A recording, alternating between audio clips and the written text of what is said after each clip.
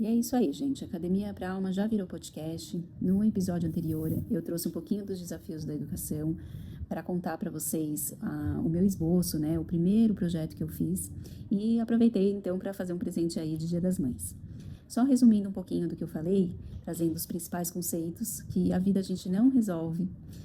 As escolhas, elas devem ser feitas de forma consciente e que a nossa bússola é viver leve.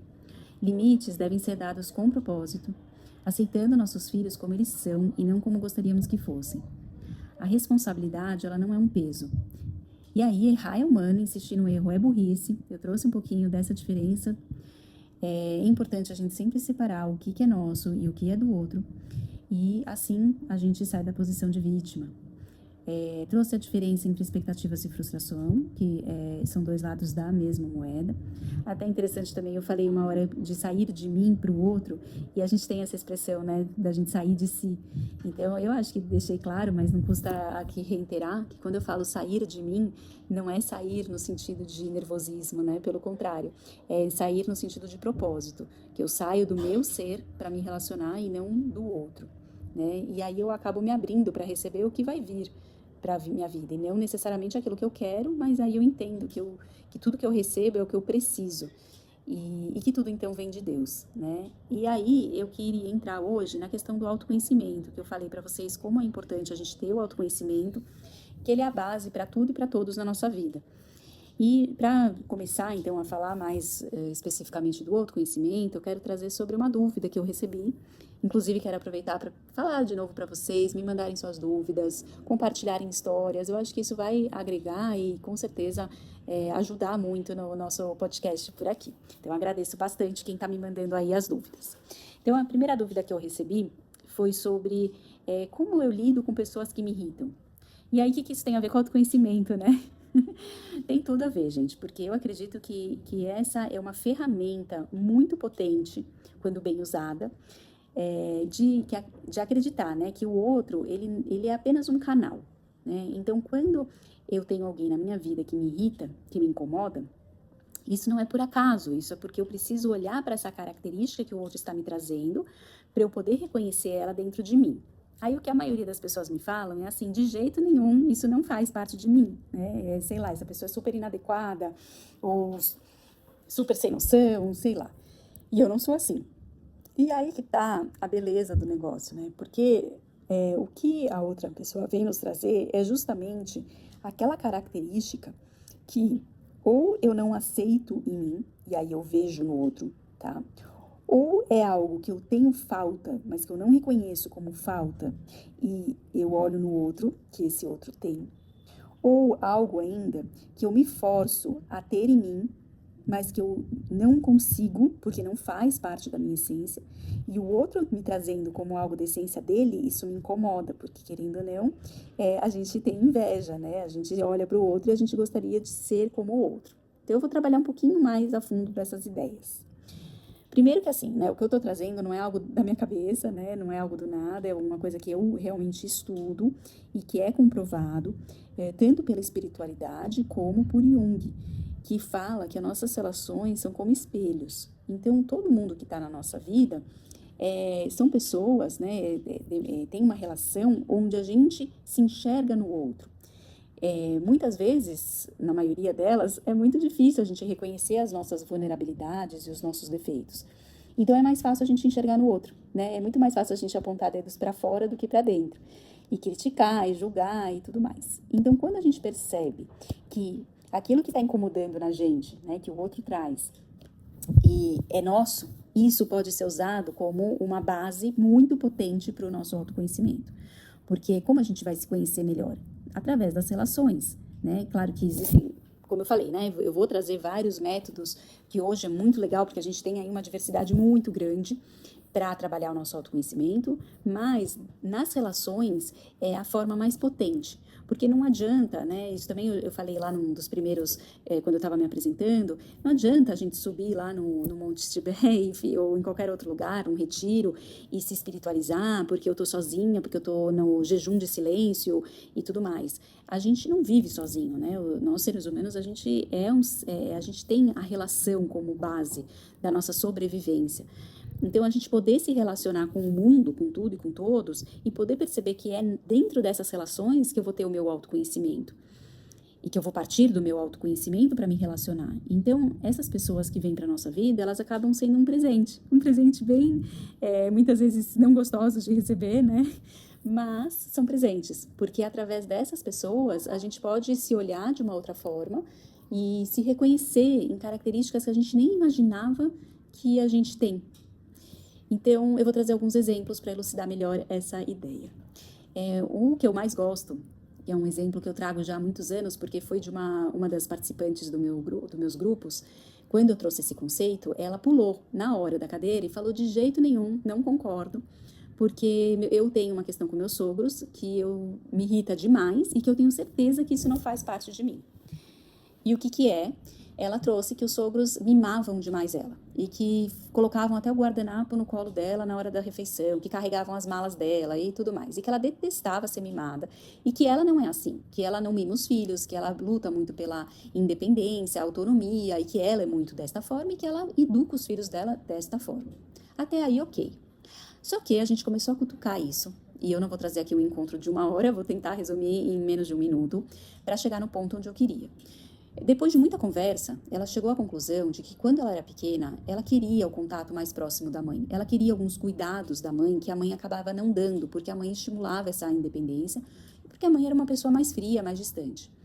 E como método de sobrevivência, ela criou a defesa de que ela não precisava, então, desses cuidados e que ela se virava muito bem sozinha. E sempre realmente se virou muito bem sozinha. Só que essas defesas, elas são muito saudáveis até um determinado ponto. E quando essas pessoas aparecem na nossa vida para nos irritar, para nos incomodar, é justamente o ponto onde essas defesas já passam a não ser mais saudáveis. E se elas não são olhadas, elas acabam virando sintomas e, consequentemente, doenças. Então, como eu falei, são presentes que a gente para olhar e para daí poder transformar.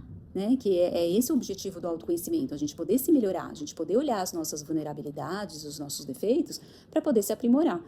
Então, nesse momento, quando ela se deparou com esse trauma, com essa falta que ela teve, ela pôde confessar que realmente era algo que incomodava muito ela, porque ela tinha essa defesa. Então, esse é um ponto, né, dessas pessoas que nos incomodam, elas trazem faltas que a gente teve em algum momento da vida e que a gente acobertou essas faltas com defesas muito importantes para aquele momento, porém, no momento, né, que essas pessoas aparecem, é a hora de tirar, então, essa defesa e olhar para essa falta, e poder se acolher, poder se reconhecer dentro dessa falta, e poder se dar, se olhar de outra forma, até nesse caso, né, permitir que os sogros cuidem dela, como a mãe nunca fez. Um outro ponto também bem importante para quando essas pessoas nos irritam, às vezes não é a questão da falta, às vezes é o contrário, às vezes a questão é do excesso. O que eu quero dizer com isso? Então, mais um exemplo de uma pessoa também, né, uma pessoa que eu atendia, que ela se incomodava muito com uma colega de curso dela. Então, essa colega de curso, ela era uma pessoa que vivia interrompendo e fazendo perguntas ou inadequadas, né, ou tentando conectar tudo com alguma coisa da vida dela. E isso incomodava muito a minha paciente, porque ela falava que era difícil acompanhar, às vezes, algumas aulas, e que essa pessoa era completamente inadequada e tudo mais. E aí a gente foi trabalhando, né, porque o que acontece? Essa minha paciente falava que ela não era inadequada, a própria paciente, né, então como que ela poderia ter essa característica dentro dela e ficar irritada com essa característica? Só que a gente foi trabalhando e foi percebendo que não era exatamente essa característica que estava chamando atenção, né? E sim o fato dessa pessoa, dessa colega, tá sempre interrompendo, querendo conectar com alguma coisa da vida dela, sempre querendo fazer perguntas e querendo ser participativa. E a gente começou a perceber que essa paciente, ela tinha essa questão, que em todos os encontros dela, em todas as relações dela, ela se dedicava muito para ter alguma conexão com a outra pessoa, e sempre ela falava muito dela, e sempre trazendo perguntas também para outra pessoa. E que era algo que não pertencia nela isso era uma ilusão que ela criou, né, uma crença que ela tinha, de que se ela agisse desta forma, ela ia conseguir se conectar mais com as pessoas. E ela perceber isso, que era algo inadequado, sim, que ela fazia, porque não fazia parte da essência dela, e sim, fazia parte do ego dela, de querer aparecer, de querer ser melhor, de querer ir por um caminho que não fazia sentido para ela, mas fazia sentido para quem ela se relacionava, né? Então, os pais dela funcionavam dessa forma, né? Então ela achava que também deveria funcionar dessa forma. Por isso que é o outro ponto, né? Que não é a falta e sim o excesso. E ela pôde perceber que o que irritava nessa colega justamente era algo que ela também fazia nas relações e que não fazia parte dela, que não era algo que era de encontro com características da essência dela, mas sim de algo que ela tentava ser, mas que no fundo ela não era. E poder se libertar disso foi maravilhoso, porque ela pôde perceber que ela não precisava se relacionar desse jeito, que isso ela percebia como algo inadequado que ela fazia, e ela percebeu que ela poderia ter outras formas de se relacionar.